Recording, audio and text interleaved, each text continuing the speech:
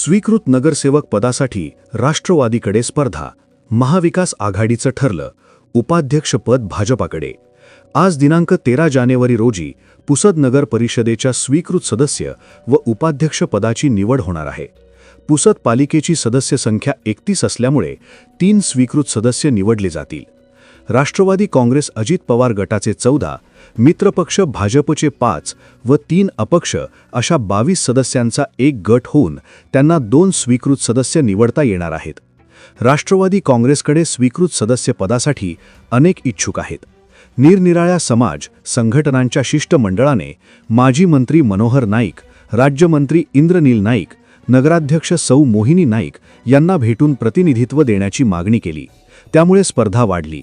मात्र त्यापैकी माजी नगरसेवक निशांत बयास व प्रभाग क्रमांक 15 मधून राष्ट्रवादीतर्फे चांगली लढत देणारे निखिल गादेवार व वसंतराव नाईक स्मृती प्रतिष्ठानचे कार्याध्यक्ष धनंजय सोनी यांची नावे सर्वाधिक चर्चित आहेत. तर महाविकास आघाडीतील भारतीय राष्ट्रीय काँग्रेसचे 6 व राष्ट्रवादी काँग्रेस शरद पवार गटाचे 3 यांना एक स्वीकृत सदस्य निवडता येणार आहे.